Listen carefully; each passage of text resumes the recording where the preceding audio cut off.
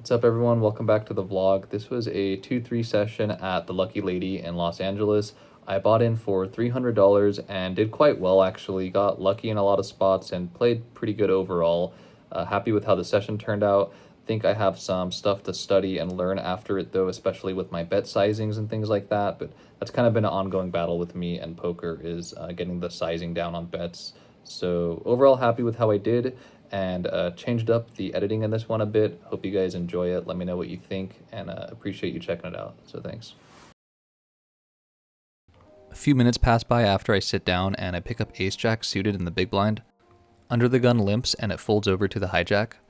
Considering this guy played a few hands before this one and I witnessed them, he did play pretty wide and he tried to bluff two different players. It didn't work out for him, and he's an aggressive player with a pretty wide range, I would say, just based off my observation since I sat down. But he raises it to $20 and the cutoff calls. The small blind looks like he wants to play in this pot as well, and he puts in the call for $20. It shows a lot of weakness to me that both of these players just called $20, and I want to isolate, so I bump it up to $120. At this point, the best case scenario would be for the hijack to call and the other two players to fold, or if he just goes all in, considering I only have $180 or so behind, I think it would be reasonable for him to jam here and maybe try to isolate me. But I think my range is a lot tighter than his, especially in my spot here, so I'm not too worried about him making the call here. And the small blind and cutoff fold, so we're off to the flop heads up. At this point, I'm probably going to jam no matter what here. If I have a flush draw, any kind of pair, or a straight draw, I only have about $180 behind. The pot's quite large relative to my stack, but the flop comes out and we slam two pair here with ace-jack, top two pair with a rainbow board. Really, I could just do a smaller bet here, but considering I only have $180 behind and the pot's 280, I decided to just jam it, knowing that this guy's probably going to call me if he hit his ace, and sure enough, he does snap me off here. And we have a pretty clean run out with the 6 of clubs on the turn and the 9 of clubs on the river. We go ahead and show our top two pair here, which in most cases should be good against his range, and he shows ace-2 offsuit. And we take down a nice sized pot to start off the session, pretty much a double up there. Really fortunate, and this guy left a little bit after that, so I feel bad. He had 3 really bad hands back to back, but worked out for us in the end.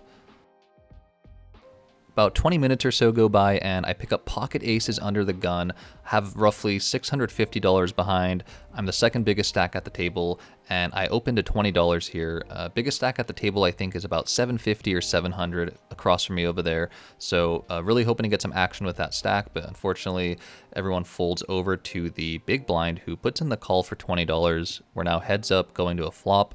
Feeling pretty good about this hand and think we can get some value with the aces here heads up.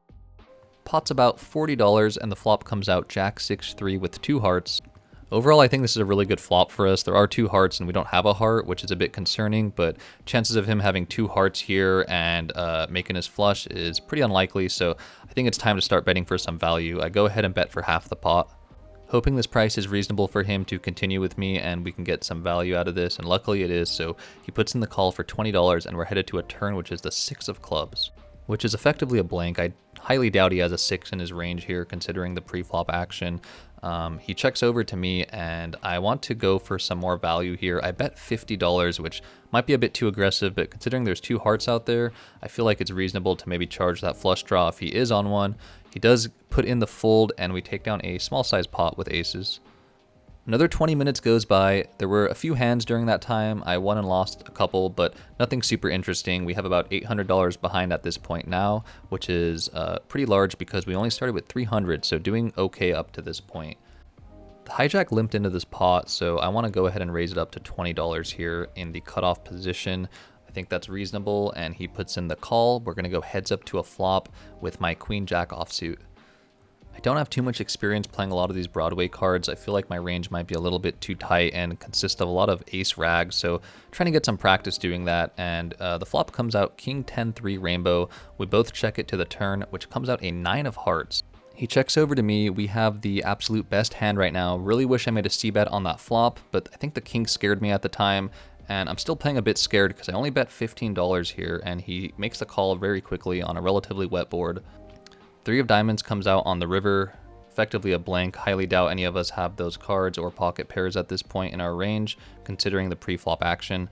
Not too worried about this card, so I bet out $30. Once again, really low bet. I got to work on my sizings, especially on the turn and the river on this hand. I think could have got a lot more value out betting higher. The turn especially, because the board was pretty wet overall, and I think I could have charged a flush draw perhaps, or maybe even a straight draw, 2-pair, something like that a bit more, maybe even top pair. But he goes ahead and thinks about it for a bit and puts in the call for $30, and we show the bad news to him that we have the straight. He seems pretty frustrated, and we take down a medium-sized pot. Could have got a lot more value out of that one, so I'm going to learn from that hand. A little bit over an hour goes by, and we take a few losses, but nothing super interesting. Might have made a few misplays there, but we're at about 620 behind now, and we pick up pocket queens. I believe there's only one limper at this point, so I raise it up to $20.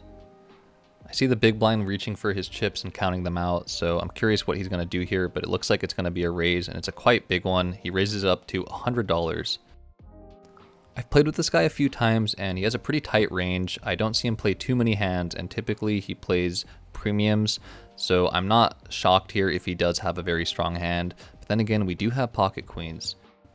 I end up ripping it all in for about $600 effectively. He has about 580 or 600 total in his stack, so that's what I want to play for, and the player after me folds, but my opponent here in the big blind puts in the call for $600, so we're going for quite a big flip here. We decide to run it twice. He's curious if I have aces, so I tell him I don't, and I show my queens, and I ask him if he has kings, but he says no, he will have a king eventually though. So that tells me he definitely has ace-king here, and we go to a flop. On that first board, he hits his king, so we're behind at this point, but we drill the set with the queen on the turn. Massive for us. Jack of diamonds on the river. We win that first board versus ace-king. Really hoping to scoop this one, and when I see that second board come out with a bunch of low cards and 2 jacks, I know we're in a good spot here. I want him to flip over that ace-king offsuit, and sure enough he does. We make a massive profit here, about $600. Overall, it was a pretty risky play. I was really trying to just take the pot down pre-flop. It happened to work out in my favor this time on the flip, and a $600 profit is headed my way as a reward. 45 minutes or so go by, and we pick up Jack 10 offsuit in the big blind, have about $1,240 behind. There's a lot of limping going on at this table, so I'm trying to raise up appropriately to punish that, and I elect to put in a raise here. I guess pretty wide considering I don't have that strong of a hand with Jack 10 offsuit, but feeling confident right now with how the table's playing and think I can get some hands to fold and maybe take down the pot pre-flop. So I raise it up to $25, cut off calls, and we're heads up going to a flop here. And the flop's a great one for us. It comes out 10-5 deuce rainbow.